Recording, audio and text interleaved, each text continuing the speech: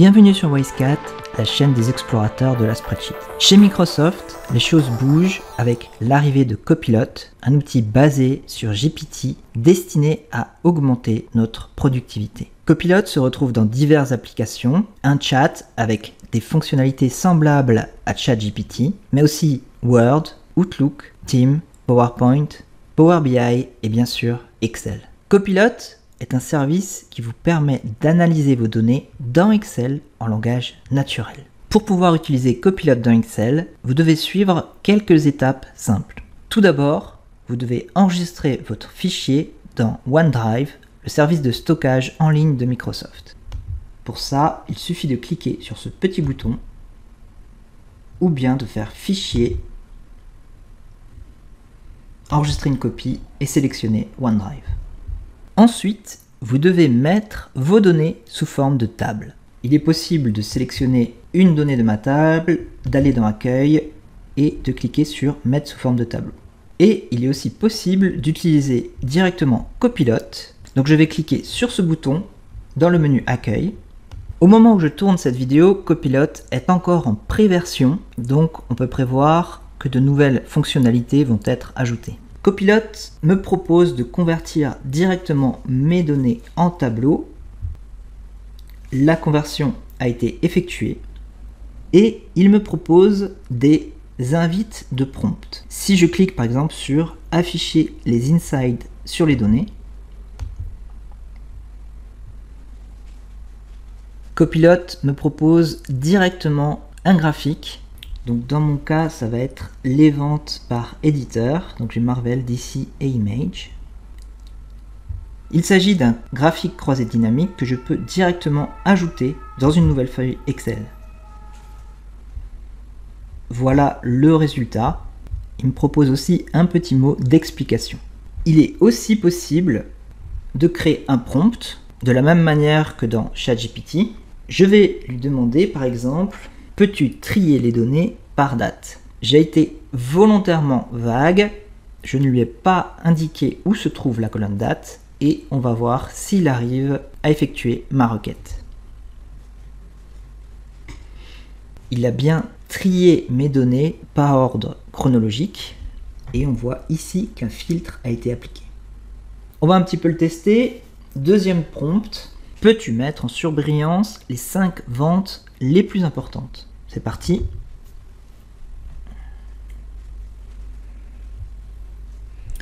Il a effectivement mis en surbrillance dans une couleur jaune, même si je ne lui ai pas spécifié la couleur. A priori, les 5 ventes les plus importantes.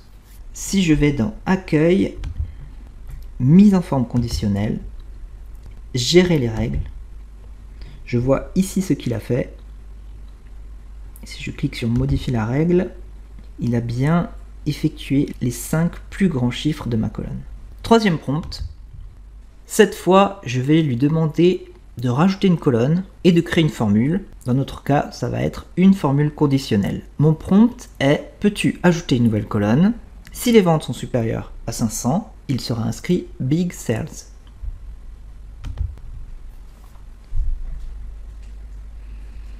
Voilà la formule. Copilot me propose d'expliquer la formule qu'il a créée et je peux insérer la colonne directement dans mon tableau. Et donc voilà ma formule dans mon tableau. Quatrième prompt, on va lui demander de créer un graphique. Par exemple, créer un graphique qui représente les ventes totales par comics. Je n'ai pas précisé le type de graphique.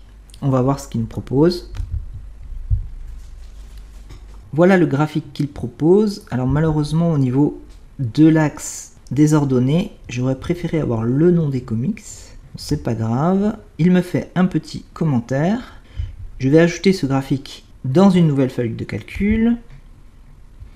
Voilà ce que ça nous donne. En fait, le nom des comics a bien été ajouté, donc c'est plutôt pas mal. À présent, on va le challenger un peu. On va partir de ces données. Dans la colonne A, on a le nombre d'heures d'entraînement d'athlètes de CrossFit et le score qu'ils ont réalisé à une compétition de CrossFit. Je vais commencer par sélectionner mon tableau et je vais simplement lui donner: est-ce que les colonnes heures et score te paraissent corrélés. Volontairement, j'étais assez vague. On va voir comment ils se débrouillent.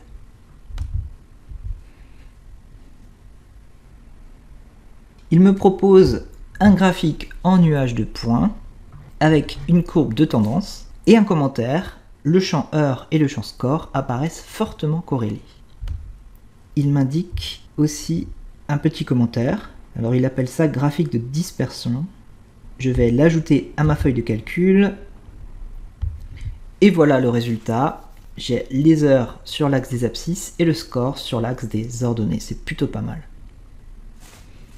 Pour le moment, Copilot est un service premium qui nécessite une licence pour être utilisé. Il existe différents types de licences qui permettent l'accès à Copilot, selon votre profil et vos besoins.